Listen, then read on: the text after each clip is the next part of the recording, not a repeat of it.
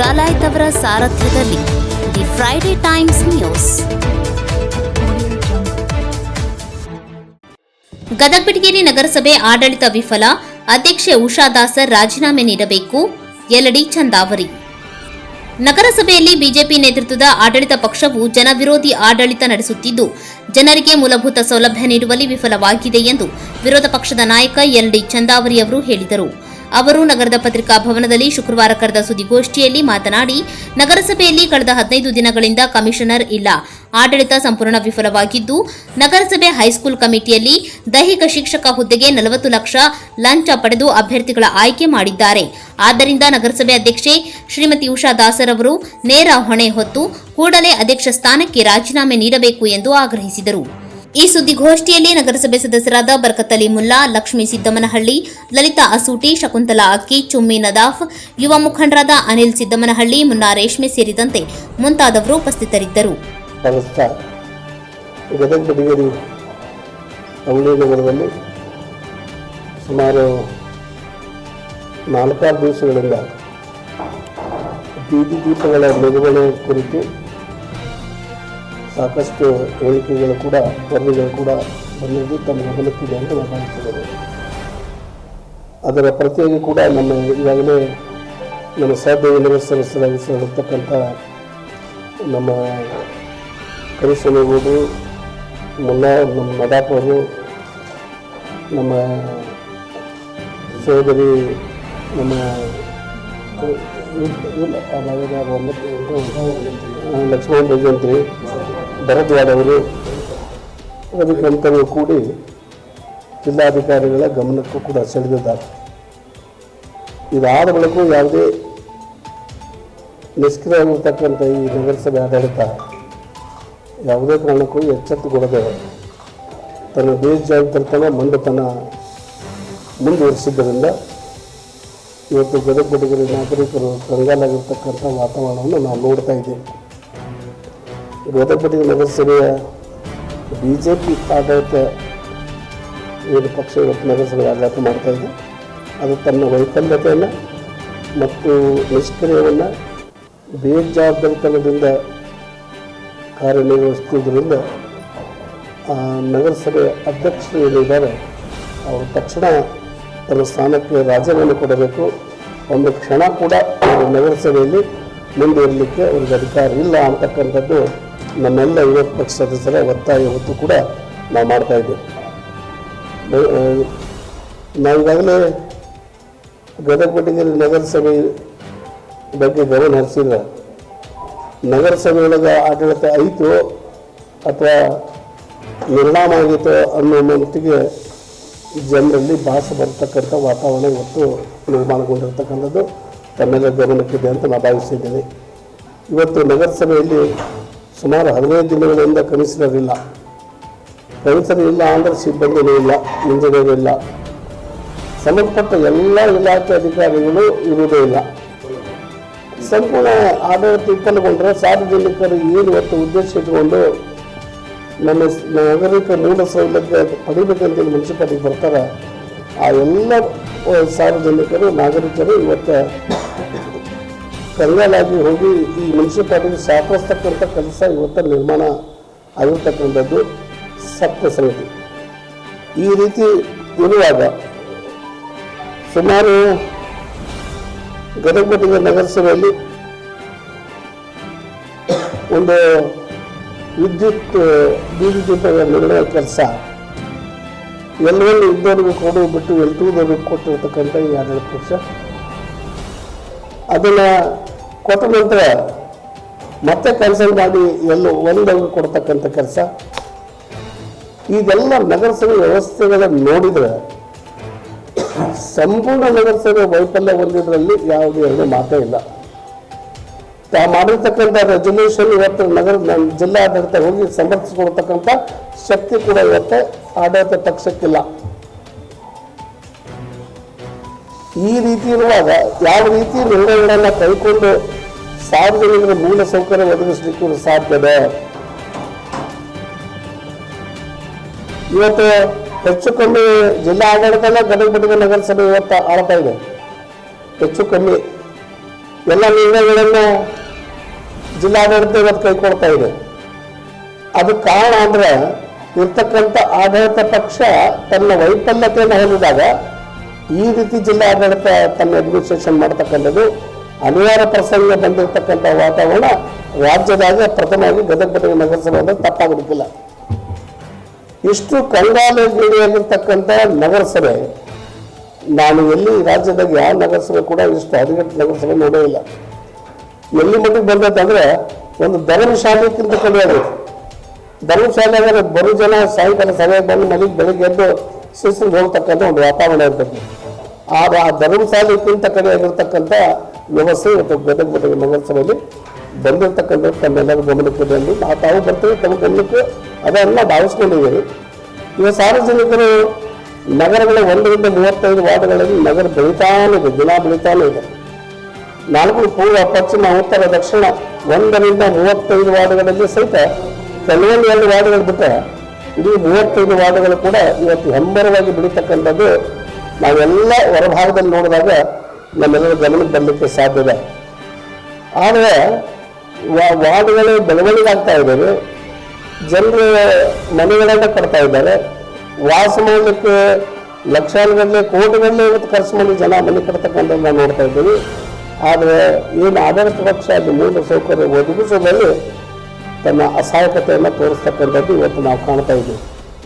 ಕೆಲವೊಂದು 2-3 ವಾರ್ಡ್ ಬಿಟ್ಟರೆ ಗದಗ ಬೆಳಗೆಯ ಸುಮಾರು 30 ವಾರ್ಡ್ಗಳಿಗಿಂತ ಹೆಚ್ಚು ಮೂಲ ಸೌಕರ್ಯಗಳ ಇನ್ನೂ ಭಾಳ ಕಡೆ ನಾವು ಒದಗಿಲ್ಲ ಅಂತಕ್ಕಂಥದ್ದು ನಾವು ಒಪ್ಪಲೇಬೇಕು. ಭಾಳ ಬಡಾವಣೆಯೊಳಗೆ ಇನ್ನೂ ರಸ್ತೆ ಇಲ್ಲ, ಭಾಳ ಬಡಾವಣೆಯೊಳಗೆ ಅಂಡರ್ ಡ್ರೈನೇಜ್ ಇಲ್ಲ, ಭಾಳ ಬಡಾವಣೆ ಕುಡಿಯುವ ನೀರಿನ ವ್ಯವಸ್ಥೆ ಇಲ್ಲ, ರಸ್ತೆ ಇನ್ನೊಂದು ಮತ್ತೊಂದು ದೂರ ಗಟಾರಿಗಳಿಲ್ಲ, ಅಂಡರ್ ಡ್ರೈನೇಜ್ಗಳಿಲ್ಲ, ಪರ್ಯಾಯ ವ್ಯವಸ್ಥೆ ಇಲ್ಲ. ಆದರೆ ಇವತ್ತು ಏನು ನಗರ ಸದಸ್ಯರು ಬೆನ್ನು ಹತ್ತಿ ಕೆಲಸ ಮಾಡಬೇಕಂತಕ್ಕಂಥ ಹೋರಾಟ ಮನೋಭಾವ ತಾಳಿದ್ರೆ ಅಲ್ಲಿ ಬೇಜವಾಬ್ದಾರಿ ಕನಿಷ್ಠ ಒಂದು ನಿಲುವು. ಬಜೆಟ್ ಹೆಚ್ಚಾಗೈತಿ, ಕೆಲಸ ಮಾಡೋಕ್ಕೆ ತೊಂದರೆ ಐತಿ, ಕಷ್ಟದ ಅಂತಕ್ಕಂಥ ಭಾವ ಎಲ್ಲಿ ಹೆಚ್ಚಾಗಿದ್ರು ಸ್ವಾಮಿ. ಇದೇ ಮತ್ತು ಮಾರ್ಚ್ಗೆ ಬಜೆಟ್ ಬರ್ತದೆ, ತಾವು ಒಂದಂಗೆ ಮಾಡ್ಕೊಂಡು ಕೆಲಸ ಮಾಡಲಿಕ್ಕೂ ಅವಕಾಶ ಇದೆ. 2024-23-24 ಕೊರತೆ ಆಗಿದ್ರೆ 24-25 ಬಜೆಟಲ್ಲಿ ಹೊಂದಾಣಿಕೆ ಮಾಡ್ಕೊಂಡು ಕೆಲಸ ಮಾಡಲಿಕ್ಕೆ ಸಹಿತ ಇವತ್ತು ಮೂಲ ಸೌಕರ್ಯ ಒದಗಿಸಲು ಸಾಧ್ಯ ಇದೆ. ಅದು ಕೂಡ ಇವತ್ತು ನಗರಸಭೆ ಮಾಡ್ತಾ ಇಲ್ಲ. ಬಡಾವಣೆಯಲ್ಲಿ ಜನರು ಇವತ್ತು ಕುಡಿಯುವ ನೀರಿನ ಆಕಾರ ಇವತ್ತು ಮತ್ತೆ 15 ದಿವಸ 17 ದಿವಸಕ್ಕೆ ಹೋಗ್ತಕ್ಕಂಥದ್ದು ಇದೆ. ಒಬ್ಬರು ಕೇಳೋರಿಲ್ಲ, ಹೇಳೋರಿಲ್ಲ ಮುನ್ಸಿಪಾಲಿಟಿಗಳ. ಮತ್ತು ಮೇಲಾಗಿ ನಾವು ಈ ಹಿಂದ ಸುಮಾರು 6 ತಿಂಗಳಿಂದ ಈ ಏನು ವಾಟರ್ ಸಪ್ಲೈ ಮುನ್ಸಿಪಾಲಿಟಿ ಕಬ್ಜಾ ತಗೊಂಡ ನಂತರ ಮೆಟೀರಿಯಲ್ಸ್ ತೊಂದರೆ ಆಗ್ತದೆ ಅಂತ ಕಾರಣ ಹೇಳಿ 6 ತಿಂಗಳಿಂದ 1 ಕೋಟಿ ರೂಪಾಯಿ ಜನರ ಕಡೆಗೆ ಮಂಜೂರು ಮಾಡಿಕೊಟ್ಟಿದ್ದೀವಿ. 50 ಲಕ್ಷ ರೂಪಾಯಿದ ಮೆಟೀರಿಯಲ್ಸು, 50 ಲಕ್ಷ ರೂಪಾಯಿ ಮೆಟೀರಿಯಲ್ಸ್ 2 ಭಾಗಗಳಾಗಿ ಕೊಂಡ್ಕೊಂಡು ಊರಿನ ನಾಗರಿಕರ ಸಮಸ್ಯೆಗಳಿಗೆ ಸ್ಪಂದಿಸಬೇಕಂತಕ್ಕಂಥ ಕಾರಣಗಳು ಕೊಟ್ಟಿದ್ದೀವಿ. ಆದರೆ ಒಂದು ಕೂಡ ಟೆಂಡರ್ ಕರೆದು ಈವರೆಗೂ ಒಂದು ಮೆಟೀರಿಯಲ್ಸ್ ಕೂಡ ಬಂದಿಲ್ಲ. ಎಲ್ಲರೂ ಒಂದು ಪೈಪ್ ಹೊಡೆದ್ರೆ ರಿಪೇರ್ ಮಾಡತಕ್ಕಂಥ ಯೋಗ್ಯತೆ ಈ ಗದಗ ನಗರಸಭೆಗಿಲ್ಲ. ಇದನ್ನು ಕೇಳೋರು ಯಾರು? ಈ ನಗರಸಭಾ ಸದಸ್ಯರು ನಮಗೊಂದು ಪ್ರಶ್ನೆ ಬರ್ತದೆ, ಈ ಆಡಳಿತ ಪಕ್ಷದಲ್ಲಿರ್ತಕ್ಕಂಥ ನಗರಸಭಾ ಸದಸ್ಯರು ಅವರು ನಗರಸಭಾ ಸದಸ್ಯರು ಆಗಿದ್ದಾರೋ ಇಲ್ಲೋ, ಅವ್ರ ಜನ ಸಂಬಂಧಪಡ್ತಾರೋ ಇಲ್ಲೋ, ಅವರು ನಾಗರಿಕರ ಪ್ರತಿನಿಧಿಗಳು ಯಾವುದೇ ಅಲ್ಲೋ, ತಮ್ಮ ಕರ್ತವ್ಯ ಚ್ಯುತಿ ಆಗ್ತಾ ಇದೆ ಅಂತಕ್ಕಂಥ ಭಾವ ಅದು ಬರ್ತೈತೆ ಇಲ್ಲೋ, ನಾವು ಜನರ ಸೇವೆ ಮಾಡಬೇಕು ಕನಿಷ್ಠ ಪಕ್ಷ ಅಂತಕ್ಕಂಥ ಭಾವ ಬರೆಸ್ತಕ್ಕಂಥ ಸ್ಥಿತಿನ ಆಡಳಿತ ಪಕ್ಷದಲ್ಲಿ ಕಾಣ್ತಾ ಇಲ್ಲ. ಆಡಳಿತ ಪಕ್ಷದಲ್ಲಿ ಭಾವನೆ ಇದ್ದರೆ ಇವತ್ತು ಡೆವಲಪ್ಮೆಂಟ್ಸ್ ಎಲ್ಲ ನಗರಸಭೆಯಲ್ಲಿ ಸಾಕಷ್ಟು ನಡೆಯಕ್ಕೆ ಸಾಧ್ಯತೆ ಇತ್ತು. ಆದರೆ ನಡೀತಾ ಇಲ್ಲ, ಆಗ್ತಾ ಇಲ್ಲ. ಎಲ್ಲರೂ ಉದ್ಯೋಗದಾಗ ಬಿಟ್ಬಿಟ್ಟು ಎಂಥ ಉದ್ಯೋಗ ಮಾಡ್ತಾರೆ, ಏನು ಮಾಡ್ತಾರೆ ನಂಗೆ ಗೊತ್ತಿಲ್ಲ. ಎಲ್ಲ ಆಡಳಿತ ಪಕ್ಷ ಸದಸ್ಯರು ಉದ್ಯೋಗದಲ್ಲಿ ತನ್ನ ಆಗಿದ್ದಾರೆ.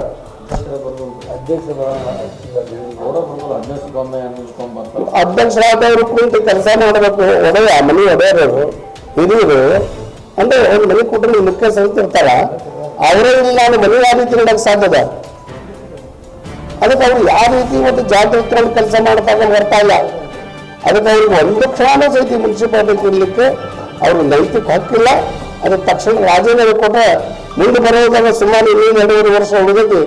ಆ 2.5-3 ವರ್ಷದೊಳಗೆ ಯಾರಾದ್ರೂ ಮುಂದಿನ ಮೀಸಲಾತಿ ಪ್ರಕಾರ ಬಂದು ಕೆಲಸ ಮಾಡಿದ್ರೆ ನಮಗೆ ಅನುಕೂಲ ಆಗಕ್ಕೆ ಸಾಧ್ಯ ಇದೆ, ಊರಾಗ ಡೆವಲಪ್ಮೆಂಟ್ ಕಾಣಲಿಕ್ಕೆ ಸಾಧ್ಯ ಇದೆ, ನಾಗರಿಕರ ನೋವುಗಳಿಗೆ ಸ್ಪಂದಿಸಕ್ಕೆ ಸಾಧ್ಯ ಇದೆ ಅಂತಕ್ಕಂಥದ್ದು ನಮ್ಮ ಭಾವನೆ. ಅದಕ್ಕೆ ನಗರಾಧ್ಯಕ್ಷರು ತಾವು ಕೆಲಸನೇ ಮಾಡೋದಿಲ್ಲ, ಕೆಲಸ ಮಾಡಿಸಕ್ಕೆ ನಮಗೆ ಆಸಕ್ತಿನೂ ಇಲ್ಲ ಅನ್ಬೇಕು. ನೀವು ಅಲ್ಲಿ ಕುಂತು ಏನು ಪ್ರಯೋಜನ, ತಕ್ಷಣ ರಾಜೀನಾಮೆ ಕೊಡ್ರಿ, ತೆಳಗೆ ಇಳೀರಿ. ಮುಂದೆ ಬರೋದು ಯಾರ ಪುಣ್ಯಾತ್ಮರು ಕೆಲಸ ಮಾಡಿ ಅವರೇನಾದ್ರು ಜನರ ನೋವುಗಳಿಗೆ ಸ್ಪಂದಿಸ್ತಕ್ಕಂಥ ಪ್ರಾಮಾಣಿಕ ಪ್ರಯತ್ನ ಮಾಡ್ತಾರೆ ಅಂತಕ್ಕಂಥ ಮಾತನ್ನು ಈ ಸಂದರ್ಭದಲ್ಲಿ ಹೇಳೋದ್ರೊಂದಿಗೆ, ಇವತ್ತು BJP ಆಡಳಿತ ಸುಮಾರು 2 ವರ್ಷ ಆಯಿತು ಈಗ ಆಡಳಿತಕ್ಕೆ ಬಂದು. ನಾಳೆ ಜುಲೈ 23ನೇ ತಾರೀಕಿಗೆ ತನ್ನ ಮೊದಲನೇ ಹಂತದ ಅವಧಿಯನ್ನು ಮುಗಿಸ್ತದೆ. ಅಂದರೆ ಇನ್ನು 6 ತಿಂಗಳಾದರೆ ಸುಮಾರು 2 ವರ್ಷ 24 ತಿಂಗಳು ಗತಿಸಿದೆ. ಅವರ ಸಾಧನೆಯನ್ನು ಕೇಳಿ, ಏನು ಸಾಧನೆ ಅವ್ರದ್ದು? 2 ವರ್ಷಗಳ ಸಾಧನೆ ಏನು, ಅಥವಾ 1 ವರ್ಷದ ಮಟ್ಟಿಗೆ ಸಾಧನೆಗಳೇನು ನೋಡಿ. ಒಂದರ ಪ್ರೆಸ್ ಮೀಟ್ ಮಾಡಿ ವರ್ಷದ ಸಾಧನೆ, 3 ತಿಂಗಳ ಸಾಧನೆ, 6 ತಿಂಗಳ ಸಾಧನೆ, 9 ತಿಂಗಳ ಸಾಧನೆ, ವರ್ಷದ ಸಾಧನೆ, 2 ವರ್ಷದ ಸಾಧನೆ, 2 ವರ್ಷ ಮುಗಿದೋತು, ಏನು ಸಾಧನೆ ಇಲ್ಲ, ಶೂನ್ಯ. ಅದಕ್ಕೆ ಹೀಗಾಗಿ ಅವರು 2 ಸಾಧನೆಗಳ ವ್ಯವಸ್ಥೆಯನ್ನು ಬಿಡುಗಡೆ ಮಾಡೋಕ್ಕೆ ಹೋಗಿಲ್ಲ ಅಂತಲೂ ನಮಗೆ ಅನ್ನಿಸ್ತಾ ಇದೆ. ಇವತ್ತು ನಾವೆಲ್ಲ ನಗರಸಭಾ ಸದಸ್ಯರು ಈ ರೀತಿ ಆಡಳಿತ ಇದೇ ಪದ್ಧತಿಯನ್ನು ಮುಂದುವರಿಸಿದ್ರೆ ನಾವು ಇವ್ರನ್ನ ಕುರ್ಚಿಯಲ್ಲಿ ಇಳಿಸ್ತಕ್ಕಂಥ ಮತ್ತು ಇಲ್ಲಿವರೆಗೂ ಸತತ ಹೋರಾಟ ಮಾಡತಕ್ಕಂಥ ಅನಿವಾರ್ಯ ಪ್ರಸಂಗ ನಗರಸಭೆಯಲ್ಲಿ ಬಂದಿತ್ತು ಅಂತಕ್ಕಂಥದ್ದನ್ನು ತನ್ನ ಮೂಲಕ ಈ ವೇದಿಕೆ ಮೂಲಕ ನಾವು ಎಚ್ಚರಿಕೆಯನ್ನು ಕೂಡ ಕೊಡ್ತಾ ಇದ್ದೇವೆ. ನೀವು ಆಸೆ ಬಂದಿದ್ದೀರಿ, ಪ್ರತಿನಿಧಿಗಳು ನೀವು, ನಿಮ್ಮ ಕರ್ತವ್ಯದ ನೀವು ಒಂದು ಹೋಗ್ದಂಗೆ ಹೆಚ್ಚಿರೋದ್ರಿಂದ ನೀವು ಆಡಳಿತ ಕೂತಿದ್ದೀರಿ. ಆದರೆ ಜನರ ಯಾವ ವಿಶ್ವಾಸವನ್ನು ಕೊಟ್ಟು ನೀವು ಬಂದಿದ್ದೀರಿ, ಯಾವ ಭರವಸೆಯನ್ನು ಮೂಡಿಸಿ ಜನರಿಗೆ ನೀವು ಓಟು ತಗೊಂಡಿದ್ದೀರಿ, ಯಾವ ಆಧಾರದ ಮೇಲೆ ನೀವು ಇವತ್ತು ಆಡಳಿತವನ್ನು ನಿರ್ವಹಿಸೋಕ್ಕೆ ಜವಾಬ್ದಾರಿ ಹೊತ್ತಿದ್ದೀರಿ, ಅದನ್ನೆಲ್ಲ ಪರಿಪೂರ್ಣತೆ ನೀವು ನಿಷ್ಕ್ರಿಯಾಗಿದ್ದೀರಿ. ನೀವೆಲ್ಲ ಅದರಲ್ಲಿ ಯಾವುದೇ ಉದ್ದೇಶವನ್ನು ಸಫಲತೆಗೊಳಿಸಲಿಕ್ಕೆ ನಿಮ್ಮಿಂದ ಸಾಧ್ಯ ಆಗಿಲ್ಲ. ಗದಗ ನಾಗರಿಕರ ನೋವಿಗೆ ಸ್ಪಂದಿಸಿಲ್ಲ, ಸಾರ್ವಜನಿಕರ ಸಮಸ್ಯೆಗಳಿಗೆ ಸ್ಪಂದಿಸಿಲ್ಲ. ಯಾವುದೇ ಸಂದರ್ಭದಲ್ಲಿ ಜನ ಯಾಕಪ್ಪ ನಗರಸಭೆಯಲ್ಲಿ ಕೆಲಸ ಮಾಡಿಕೊಂಡೇವೆ ಅಂತಕ್ಕಂಥ ಸಮಾಧಾನ ತೃಪ್ತಿ ಬೇಡ, ಸಮಾಧಾನ ಪಡ್ಕೊಳ್ತಕ್ಕಂಥ ವಾತಾವರಣ ಕೂಡ ಇವತ್ತು ಗದಗ ನಗರಸಭೆಯಲ್ಲಿ ಇಲ್ಲ. ಇವತ್ತು ನಾನು ನಿಮಗೆ ಬೀದಿ ದೀಪಗಳ ಬಗ್ಗೆ ಮಾಹಿತಿ ಕೊಡ್ತೀನಿ. ಇದು 12 ವರ್ಷದಿಂದ ಸರ್ವೆ ಮಾಡ್ಯಾರ. ಇದನ್ನು ಗದಗ ನಗರಸಭೆ 2013ರಲ್ಲಿ ಸರ್ವೆ ಮಾಡ್ಯಾರ. ಈ ವೇಳೆಯೂ ಸರ್ವೆ ಮಾಡಿಸಿಲ್ಲ. ನಾವು ಸರ್ವೆ ಮಾಡ್ತೀವಿ ಅಂತ ಪದೇ ನಾವು ಜನರ ಕಡೆಯಿಂದ ಅವ್ರಿಗೆ ಒತ್ತಡ ತಂದರೂ ಕೂಡ ಮಾಡತಕ್ಕಂಥ ಸಾಹಸಕ್ಕೆ ಹೋಗಿಲ್ಲ. ಇದು ಕೆಲವೊಂದು ಹಿಂದಿನ ಅಧಿಕಾರಿಗಳು ಬಹಳ ಶುದ್ಧ ಮತ್ತು ಬಹಳ ಅಪರಾಧ ವ್ಯವಸ್ಥೆಯೊಳಗೆ ಮಾಡಿಟ್ಟು ವ್ಯವಸ್ಥೆಯನ್ನು ಕಳಿಸಿ ಹೋಗ್ಬಿಟ್ಟಿದ್ದಾರೆ.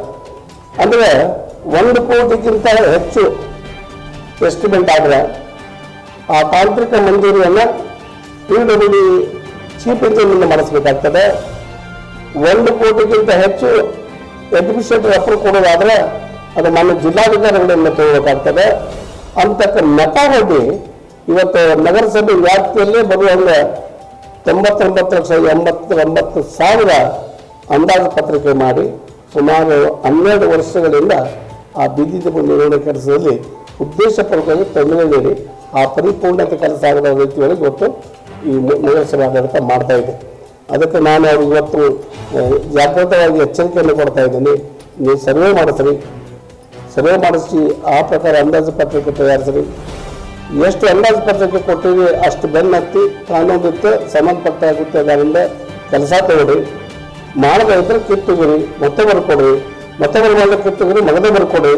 ಒಟ್ಟ ಪ್ರಮಾಣದಲ್ಲಿ ಕೆಲಸ ಮಾಡತಕ್ಕಂಥ ವ್ಯವಸ್ಥೆ ಹುಲಿ ನಗರದಲ್ಲಿ 1 ರಿಂದ 35 ವಾರ್ಡ್ಗಳಲ್ಲಿ ಕೂಡ ಎಲ್ಲ ಲೈಫ್ ವ್ಯವಸ್ಥೆಗಳು ಉಳಿಯುವ ರೀತಿಯೊಳಗೆ ಪ್ರಯತ್ನ ಮಾಡಬೇಕಂತಕ್ಕಂಥದ್ದು ನನ್ನ ಸಲಹೆ ಕೂಡ ಇವತ್ತು ಆಡಳಿತಕ್ಕೆ ನಾವು ಕೊಡ್ತಾ ಇದ್ದೀವಿ. ಅಥವಾ ದಯವಿಟ್ಟು ಅದು ಕನ್ಸಿಡರ್ ಮಾಡಬೇಕು ಅಂತಕ್ಕಂಥ ಮಾತನ್ನು ಇಲ್ಲಿ ಹೇಳೋದ್ರೊಂದಿಗೆ ನೀವು ನೋಡಿದ್ವಿ. ನಾವು ನಮ್ಮ ಜಿಲ್ಲಾಧಿಕಾರಿಗಳು ನಮ್ಮ ನಡೆದಿರ್ತಕ್ಕಂಥ 263 ಪ್ರಾವ್ ನಂಬರ್ 30/10/2023 ಇದೆಲ್ಲ ರದ್ದು ಮಾಡಲಿಲ್ಲ. ಒಂದು ಕಡೆ ಲೋಯೆಸ್ಟ್ ಸೆಕೆಂಡರ್ ಕೊಟ್ಟದ್ದು ಕ್ಯಾನ್ಸಲ್ ಮಾಡಿ 1ನೇದವ್ರು ಕೊಡಬೇಕಂತ ಮಾಡಿದರು, ಅದನ್ನು ಕೊಟ್ಟರು. ಮತ್ತೆ ಪುನಃ ನಮ್ಮ ಜಿಲ್ಲಾಧಿಕಾರಿಗಳು ಅದನ್ನು ಕ್ಯಾನ್ಸಲ್ ಮಾಡಬೇಕು, ಅದನ್ನು ಕೊಡಬಾರ್ದು ಅಂತ ಹೇಳಿದರು. ಆದರೆ ತೆಗಿಲಿ, ತಪ್ಪು ಒಪ್ಪಿದ ನಿರ್ಣಯ ತಗೊಳ್ಳಿ. ಆಗ ಮುಂದೆ ಯಾರು ಮಾಡಬೇಕನ್ನೋ ಬಗ್ಗೆ ನಿರ್ಣಯ ತಗೋದಿದ್ರೆ ಊರು ಕಷ್ಟದಲ್ಲಿ ಬೀಳುತ್ತದೆ. ಇದು ಯಾರಿಗೂ ಚಿಂತೆ ಇಲ್ಲಂಥ ಪರಿಸ್ಥಿತಿ ಒಳಗೆ ಇವತ್ತು ನಮ್ಮ ಅಧಿಕಾರಿಗಳಾಗಲಿ ನಮ್ಮ ಆಡಳಿತ ಪಕ್ಷದಲ್ಲಿ ವರ್ತನೆ ಆಗಿದೆ. ಈ ವರ್ತನೆಯಿಂದ ಜನ ರೋಷಿ ಹೋಗಿದ್ದಾರೆ. ಜನ ಹೆಚ್ಚಿಗೆದ್ದಿದ್ದಾರೆ. ಯಾವ ಸಂದರ್ಭದಲ್ಲಿ ಅವಳಿ ನಗರದಲ್ಲಿ ಸ್ಫೋಟ ಆಗ್ತದೆ, ಜನರ ನೋವು ಹೇಳಲಿಕ್ಕೆ ಆಗೋದಿಲ್ಲ. ಅಂಥ ಪ್ರಸಂಗ ಗದಗಿನಲ್ಲಿ ಒದಗಿದ್ರೆ ನಾಳೆ ಬೆಂಗಳೂರು ಕೂಡ ಆಗ್ಬೋದು, ಸಮಸ್ಯೆನೂ ಆಗಬಹುದು. ಹೋರಾಟಗಳು ಬಹಳ ಪ್ರಚಲಿತವಾಗಿ ಹೆಚ್ಚಾಗಬಹುದು. ಅದಕ್ಕೆ ಅವೆಲ್ಲ ಅವಕಾಶ ಕೊಡದ ರೀತಿಯೊಳಗೆ ಇವತ್ತು ನಗರಾಧ್ಯಕ್ಷರು ತಮ್ಮ ಕರ್ತವ್ಯವನ್ನು ನಿಭಾಯಿಸುವಲ್ಲಿ ವಿಫಲಾಗಿದ್ದು ಇದು ನ್ಯಾಯಸಮ್ಮತವಾಗಿರ್ತಕ್ಕಂಥ ವ್ಯವಸ್ಥೆ ಅಲ್ಲ.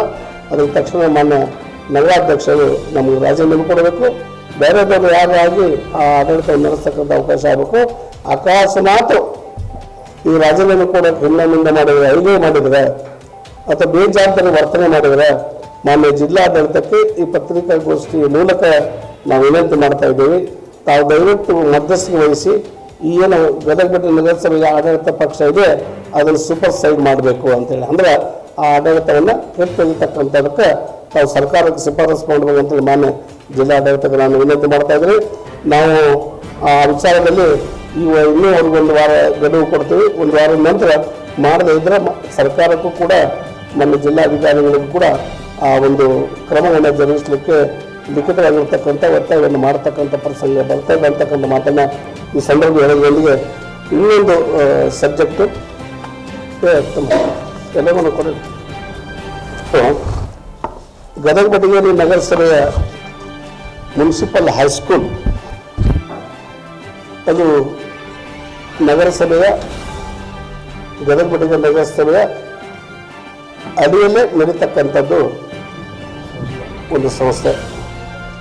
ಅದಕ್ಕೆ ಬಜೆಟ್ ಕೂಡ ನಗರಸಭೆಗೆ ನಾವು ಮಂಜೂರು ಮಾಡಿಕೊಡ್ತೀವಿ. ಅಂದರೆ ನಾವು ಸುಪ್ರೀಂ ಅಧ್ಯಕ್ಷ ಆ ಕಮಿಟಿ ಕೂಡ ರಚನೆ ಮಾಡತಕ್ಕಂಥ ಜವಾಬ್ದಾರಿ ನಮ್ಮ ಗದಗ ಬೆಟಗೇರಿ ನಗರಸಭೆಗೆ ಇದೆ. ಅಂದ ಬಳಿಕ ಅದು ನಗರಸಭೆ ಗದಗ ಬೆಟಗೇರಿ ಇದರ ಆಡಳಿತದ ವ್ಯಾಪ್ತಿಯಲ್ಲಿ ಬರ್ತಕ್ಕಂಥದ್ದು. ಅಂಥವರಲ್ಲಿ ಆ ಸಂಸ್ಥೆ ಏನು ಇವತ್ತು ರಚನೆಗೊಂಡಿದೆ ಆ ಕಮಿಟಿ, ಮುನ್ಸಿಪಲ್ ಹೈಸ್ಕೂಲ್ ಕಮಿಟಿ ಅಂತ ನಾವು ಅಂತೀವಿ. ಅದು ರೂಢಿ ಒಳಗೆ ಶಾಲಾ ಸುಧಾರಣಾ ಸಮಿತಿ ಇದ್ದಂಗೆ ಅದು ಸದಸ್ಯರು ಹೊಂದಿರತಕ್ಕಂಥ ಸದಸ್ಯರು ಇರ್ತಾರಲ್ಲ, ಹಿಂಗಾಗಿ ಶಾಲಾ ಸುಧಾರಣಾ ಸಮಿತಿ ಇದ್ದಂಗೆ. ಅದು ಯಾವುದೇ ಸಪ್ರೇಟ್ ಸರ್ಕಾರದಿಂದ ನೋಂದಣಿ ಹೊಂದಿಲ್ಲ, ಅದು ಯಾವುದೇ ಜಿಲ್ಲಾ ನೋಂದಣಿ ಅಧಿಕಾರಿಗಳಿಂದ ನೋಂದಣಿ ಹೊಂದಿಲ್ಲ. ಅದು ಟೈಪ್ ಆಫ್ ಒಂದು ಶಾಲಾ ಸುಧಾರಣಾ ಸಮಿತಿ ಇದ್ದಂಗೆ.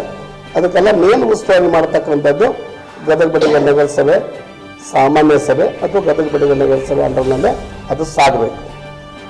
ಇವತ್ತು ಮೊನ್ನೆ ಒಂದು PE ಪೋಸ್ಟ್ಗೆ ಒಂದು ಇಂಟರ್ವ್ಯೂವನ್ನು ಕರೆದಿದ್ದಾರೆ.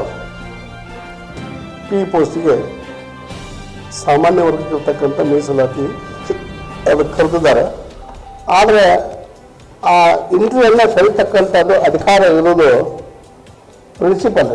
ಅದು ಯಾವುದೇ ಕಾಲೇಜಿನಾಗೂ ಇದ್ರೂ ಕೂಡ ಪ್ರಿನ್ಸಿಪಲ್ ಅದನ್ನು ಇಂಟರ್ವ್ಯೂ ಕರೀತಕ್ಕಂಥದ್ದು. ಆದರೆ ಇಲ್ಲಿ ದುರಂತ ಅಂತಂದರೆ ಆ ಅಪಾಯಿಂಟ್ಮೆಂಟಿಗೆ ಇಂಟರ್ವ್ಯೂ ಕರೆದವರು ಮಾನ್ಯ ಅಧ್ಯಕ್ಷರು ಮತ್ತು ಮಾನ್ಯ ಪೌರಾಯುಕ್ತರು ಇಂಟರ್ವ್ಯೂ ಕರೆದಾರೆ.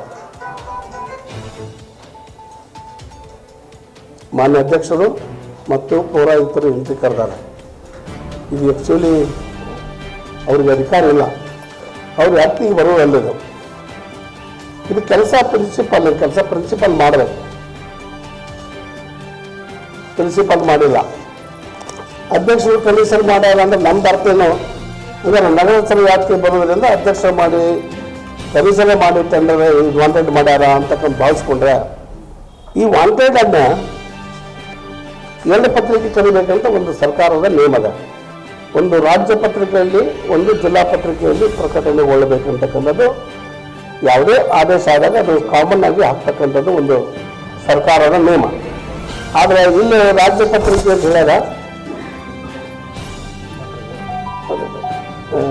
ಇಲ್ಲಿ ಕರೆದಿದ್ದು ಉದಯ ಕಾಲ ಅನ್ನೋ ಪತ್ರಿಕೆ ಅಲ್ಲ. ಪೇಪರ್ ಯಾವುದು ಕೆಟ್ಟ ಒಳ್ಳೆಯದು ಪಕ್ಷ ಅಲ್ಲ. ನನ್ನ ವಾದ ರಾಜ್ಯ ಮತ್ತು ಜಿಲ್ಲಾ ಮಟ್ಟದ ಪತ್ರಿಕೆ ಪ್ರಕಟಣೆ ಆಗಬೇಕಂದಾಗ ಇವರು ಇಲ್ಲಿ ಒಂದು ಯಾವುದೋ ಉದಯ ಕಾಲ ಅನ್ನೋ ಪತ್ರಿಕೆಗೆ ಒಂದು ಪ್ರಕಟಣೆ ಮಾಡಿದ್ದಾರೆ,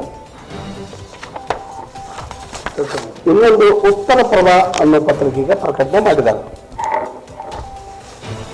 ಇವು ಎರಡು ರಾಜ್ಯ ಹಾಗೂ ಜಿಲ್ಲಾ ಮಟ್ಟದ ಪತ್ರಿಕೆ ಹೌದಲ್ಲ ಅನ್ನೋ ಬಗ್ಗೆ ಅವ್ರು ಖಾತ್ರಿ ಪಡಿಸ್ಕೋಬೇಕಾಗ್ತದೆ. ಇಲ್ಲ ಇಲ್ಲೇನು ಇವತ್ತು ವಾರ್ತಾ ಮತ್ತು ಪ್ರಚಾರ ಇಲಾಖೆ ಇರ್ತದೆ, ಅವರೊಂದು ಅಭಿಪ್ರಾಯವನ್ನು ಸಂಗ್ರಹಿಸಬೇಕಾಗ್ತದೆ. ಅವ್ರು ಯಾರೆಲ್ಲವೂ ಸಂಗ್ರಹ ಮಾಡಿಲ್ಲ. ಆ 2 ಪತ್ರಿಕೆ ಕೊಟ್ಟು ಆ ಪತ್ರಿಕೆ ಹಚ್ಚಿ ನಿರ್ಣಯ ಕೈಗೊಳ್ಳಕ್ಕೆ ಹೋಗ್ಯಾರ. ಆದ್ರೆ ಆ ಕಮಿಟಿ ಒಳಗೆ ನಮ್ಮ ವಿರೋಧ ಪಕ್ಷರು 2 ಮಂದಿ ಸದಸ್ಯರು ಅದಾರ. ನಮ್ಮ ಅಶ್ವಥ್ ಬಾಯಿ ಅವರು ಅದಾರ, ಲಕ್ಷ್ಮಣ ಬಗ್ಗೆ ಏನು ಸ್ವಲ್ಪ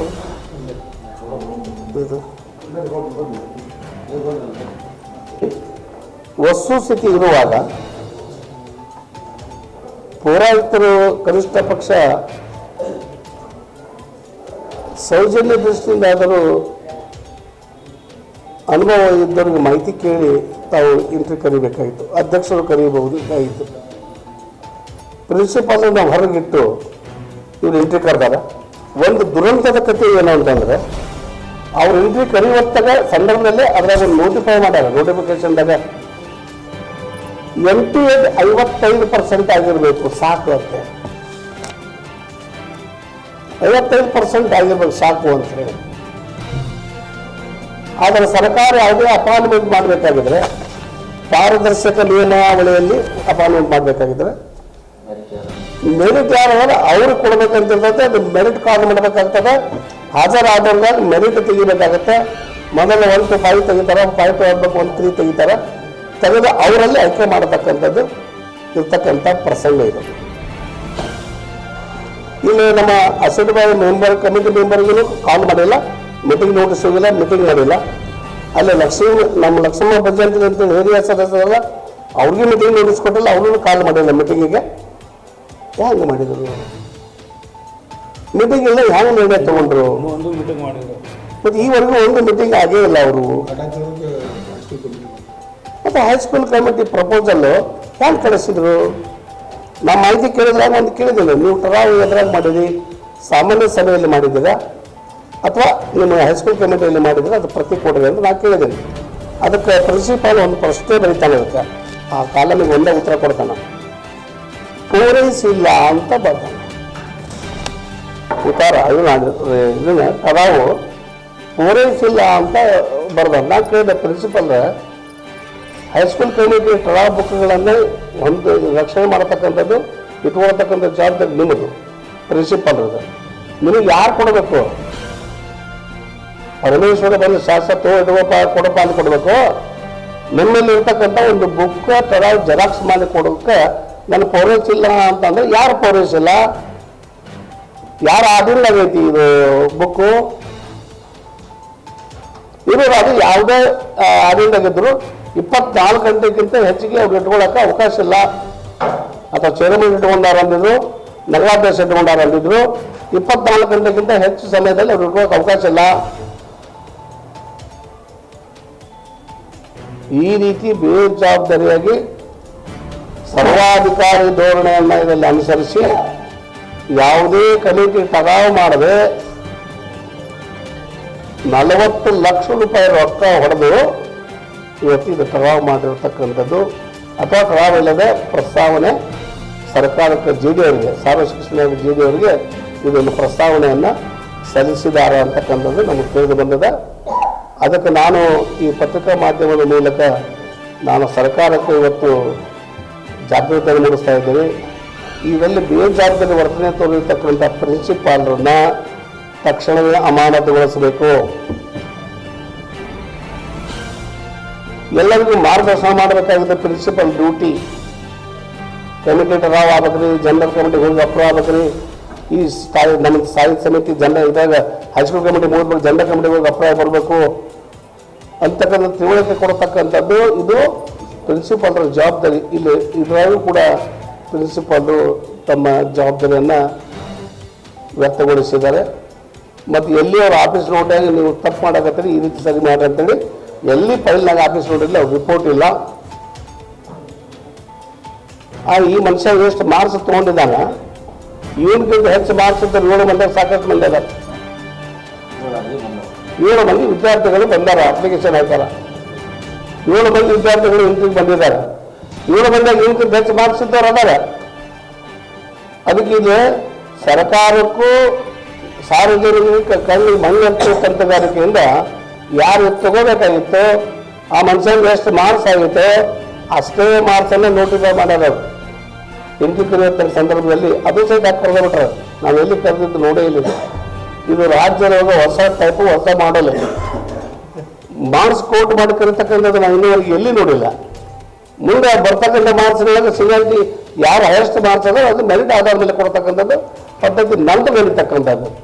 ಆದರೆ ಇಲ್ಲಿ ಪ್ರಿನ್ಸಿಪಾಲ್ರು ಮತ್ತು ಈ ಆಡಳಿತದವರೆಲ್ಲ ಸೇರಿ ಕೂಡಿ ಸಂಚು ಮಾಡಿ ಒಬ್ಬ ಮನುಷ್ಯನ ಅರ್ಹತೆ ಹೊಂದಿರತಕ್ಕಂಥ ವಿದ್ಯಾರ್ಥಿಗೆ ಮೋಸ ಮಾಡಿ ಅವ್ರು ಬರ್ತಕ್ಕಂಥ ಅನ್ನದ ಪಾಲನ್ನು ಕಸ್ಕೊಂಡು ಕಿತ್ತುಕೊಂಡು ಇವತ್ತು ಇನ್ನೊಬ್ಬರಿಗೆ ತಮ್ಮ 40 ಲಕ್ಷ ರೂಪಾಯಿ ಅವ್ಯವಹಾರಕ್ಕೆ ಅದನ್ನು ಮಾರಾಟ ಮಾಡ್ಯಾರ ಅಂತಕ್ಕಂಥದ್ದು ಬಹಳ ದುಃಖ ತರ್ತಕ್ಕಂಥ ಸಂಗತಿ ಅಂತಕ್ಕಂಥದ್ದು ನನ್ನ ವಾದ.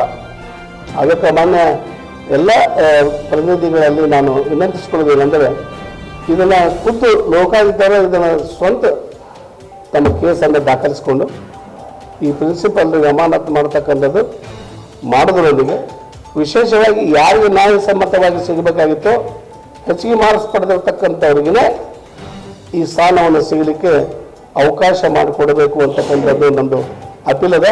ಮತ್ತು ನಾನು ಈ ವೇದಿಕೆ ಮೂಲಕ ನಾವು joint director of education board ಇಲ್ಲ ಅವರಿಗೆ ವಿನಂತಿ ಮಾಡ್ತಾ ಇದ್ದೀನಿ, ದಯವಿಟ್ಟು ತಾವು ಪ್ರಪೋಸಲ್ ಯಾವುದರ ಆಮಿಷಕ್ಕಾಗಿ ತಾವು ಸರ್ಕಾರಕ್ಕೆ ಪ್ರಸ್ತಾವನೆ ಸಲ್ಲಿಸಿದ್ರೆ ದಯವಿಟ್ಟು ಅದು ಹಿಂಬರ ಪಡೆಯಬೇಕು, ಅದು ವಿಡ್ರಾ ಮಾಡಿಸ್ಕೋಬೇಕು. ಇಲ್ಲಿ ಬಹಳ ಮೋಸ ಆಗಿದೆ, ವಂಚನೆ ಆಗಿದೆ, ಅಪರಾಧ ನಡೆದಿದೆ, ಅವ್ಯವಹಾರ ನಡೆದಿದೆ, ಭ್ರಷ್ಟಾಚಾರ ನಡೆದಿದೆ. ನಾಳೆ ಎಲ್ಲದಕ್ಕೂ ನಾಳೆ ಜೆ ಡಿ ಅವರು ಹೊಣೆಗಾರಿಕೆ ಆಗ್ತಾರೆ. ಅದನ್ನು ಜೆ ಡಿ ಅವರು ಭಾಳ ಲಕ್ಷ ಕೊಟ್ಟು ಅದು ಗಮನ ಹರಿಸಿ ಆ ಪ್ರಪೋಸಲ್ ವಾಪಸ್ ತರಿಸ್ತಕ್ಕಂಥದ್ದಾಗಬೇಕು. ಪುನರ್ವತಿ ಪರಿಶೀಲನೆ ಮಾಡಿ ಯಾರಿಗೆ ಮಾರ್ಕ್ಸ್ ಹೆಚ್ಚದಾವೋ ಯಾರು ಒಂದು ಮೆರಿಟ್ ಆಧಾರ ಮೇಲೆ ಇದ್ದಾರೋ ಅವರಿಗೆ ಅದನ್ನು ಅಪಾಯಿಂಟ್ಮೆಂಟ್ ಮಾಡ್ತಕ್ಕಂಥ ಕೆಲಸ ಆಗಬೇಕಂತಕ್ಕಂಥದ್ದು ನಮ್ಮ ಎಲ್ಲ ಸದಸ್ಯರ ಕಳಕಳಿ ವಿನಂತಿ ಅದ ಅಂತಕ್ಕಂಥದ್ದನ್ನು ಈ ಸಂದರ್ಭದಲ್ಲಿ ನಾವು ನಿವೇದಿಸ್ಕೊಳ್ತಾ ಇದ್ದೀವಿ. ಅದು ದಯವಿಟ್ಟು ಇದನ್ನು ಸರ್ಕಾರ ಎಚ್ಚೆತ್ತುಕೊಂಡು ಇದನ್ನು ನಾವೊಂದು ಪತ್ರ ಬರಿತೀವಿ, ಈಗ ಮುಂದೆ ಅವ್ರಿಗೆ ಅದನ್ನು ಡೀಟೇಲ್ಸ್ ಬರ್ತದೆ. ಆದರೆ ಅವರ ಸ್ವೇಚ್ಛೆಯಿಂದ ಕಂಪ್ಲೇಂಟ್ ನೌಂಡ್ ಮಾಡಿಕೊಂಡು ಇವತ್ತು ಈ ತನಿಖೆ ಮಾಡ್ತಕ್ಕಂಥ ಕೆಲಸ ಆಗಲಿ. ಯಾರಿಗೆ ಅನ್ಯಾಯ ಆಗಿದೆ ಅವರು ಹೊರತುಪಡಿಸಿ ಅವ್ರಿಗೆ ಅನ್ಯಾಯ ಆದವರಿಗೆ ಪುನರ್ವತಿ ನ್ಯಾಯ ದೊರಕತಕ್ಕಂಥ ಕೆಲಸ ಆಗಲಿ ಅಂತಕ್ಕಂಥ ಮಾತನ್ನು ಈ ಸಂದರ್ಭದಲ್ಲಿ ಹೇಳಿ ಇವತ್ತು ನಾವೆಲ್ಲ ತಮ್ಮ ಮುಂದೆ ಪ್ರಸ್ತಾಪ ಮಾಡ್ತಕ್ಕಂಥದ್ದು ಇದು ಜನರಲ್ ಕಮಿಟಿಗೆ ಸಂಬಂಧಪಟ್ಟಿರ್ತಕ್ಕಂಥ ವಿಷಯ. ಇದು ಜನರಲ್ ಕಮಿಟಿಗೆ ಬಂದೇ ಅನುಮೋದನೆಗೊಳ್ಳಬೇಕು. ಅದು ಮೊದಲು ಹೈಸ್ಕೂಲ್ ಕಮಿಟಿಯಾಗಿ ಮಾಡಬೇಕು. High school committee general committee proposal ಕಳಿಸಬೇಕು. ಜನರಲ್ ಕಮಿಟಿ ಅದನ್ನು ಸಾರ್ವತ್ರಿಕವಾಗಿ ನಿರ್ಣಯ ಮಾಡಿ ಅದನ್ನು ಸರ್ಕಾರಕ್ಕೆ ಪ್ರಸ್ತಾವನೆ ಸಲ್ಲಿಸಬೇಕು. ಇದು ಎಲ್ಲ ನಿಯಮಗಳನ್ನು ಗಾಳಿಗೆ ತೂರಿ ಬೇಕಾಬಿಟ್ಟು ಮನಸ್ಸಾ ಇಚ್ಛೆ ತಮಗೆ ಯಾರಿಗೆ ತಿಳಿದದು ಅದೇನು ಮೋಸ್ಟ್ಲಿ ಅವ್ರಿಗೆ ಕಾನೂನು ಪ್ರಜ್ಞೆ ಐತೋ ಇಲ್ಲೋ, ಕಾನೂನು ತಿಳುವಳಿಕೆ ಐತೋ ಇಲ್ಲೋ, ಇರೋದೇ ಇದು ಹಿಂದೆ ಇರ್ತಕ್ಕಂಥ ವ್ಯವಸ್ಥೆಗಳಾಗ ನೋಡ್ಬೋದಾಗಿತ್ತು. ಹಿಂದೇನೋ ಅಪಾಯಿಂಟ್ಮೆಂಟ್ಸ್ ಮಾಡಿದ ಪದ್ಧತಿಗಳದಾವ, ಆ ಪದ್ಧತಿ ನೋಡಿದ ಕನಿಷ್ಠ ಪಕ್ಷ ಅವ್ರು ಆ ಕೆಲಸ ಮಾಡಬೇಕಾಗಿತ್ತು, ಅದು ಮಾಡಿಲ್ಲ. ಅದಕ್ಕೆ ನಮ್ಮದು ಒಂದೇ ವಿನಂತಿ, ಇದೆಲ್ಲ ಈ ಬೇಜವಾಬ್ದಾರಿ ಆಗಲಿಕ್ಕೆ ಇದಕ್ಕೆ ನೇರವಾಗಿ ಪ್ರಿನ್ಸಿಪಾಲ್ರ ಹೊಣೆಗಾರಿಕೆ ಆಗ್ತದೆ. ಅದಕ್ಕೆ ಒಂದು ಸರ್ಕಾರ ಈ ಮುನ್ಸಿಪಲ್ ಹೈಸ್ಕೂಲ್ ಪ್ರಿನ್ಸಿಪಾಲ್ರನ್ನು ತಕ್ಷಣ ಅಮಾನತುಗೊಳಿಸಬೇಕಂತೇಳಿ ಈ ಸಂದರ್ಭದಲ್ಲಿ ವಿನಂತಿಸ್ಕೊಳ್ತೇವೆ. The Friday Times News Gadag.